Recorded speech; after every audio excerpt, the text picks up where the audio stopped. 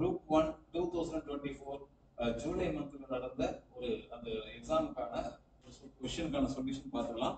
5 3/4 4 4/5 7 3/8 இவற்றின் கூடுதலுடன் எந்த பின்னத்தை கூட்ட அது ஒரு முழு எண்ணாகும்னு சொல்லி கேட்டிருக்காங்க. இப்போ ஒரு மிக்ஸ்டு ஃபிராக்ஷன் பொறுத்த வரைக்கும், ஒரு கலப்பு பின்னத்தை பொறுத்த வரைக்கும் 5 3/4 நம்ம எப்படி எழுதலாங்க? 5 3/4 5 + 3/4 எழுதலாம்.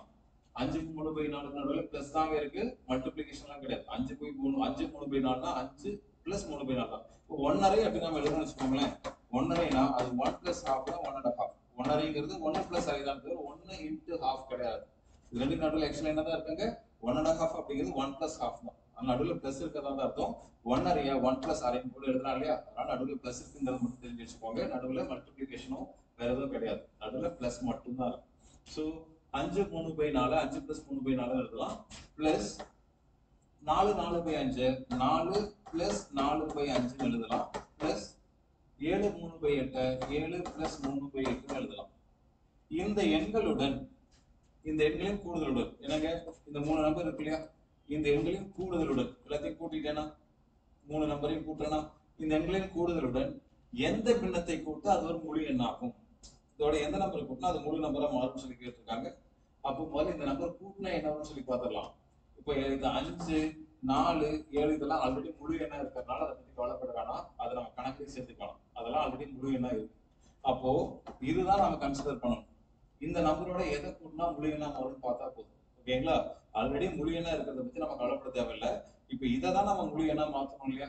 முழு எண்ணா மாற்றணும்னா எதை கூட்டணும்னு சொல்லி கேட்டிருக்காங்க. அப்ப இதை மட்டும் கூட்டினா போதும். ஸோ 3/4 + 4/5 + 3/8 4 5 8 இது மூணுக்கு நம்ம மீசியம் எடுக்கணும். மீசியம் எடுத்தா என்ன வரும்? 40 வரும். ஓகேங்களா? கீழே 40ன்னு போட்டுக்கலாம்.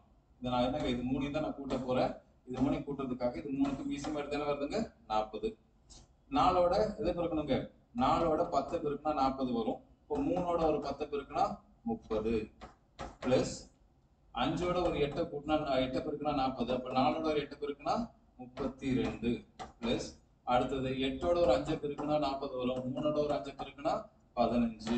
இப்போ என்ன வந்துருச்சுன்னு பாத்தீங்கன்னா கீழே 40 தான், மேல 30 30 60 10 70 75 2 77. இதை வந்து ஒரு 40 40 மீதி 37/40.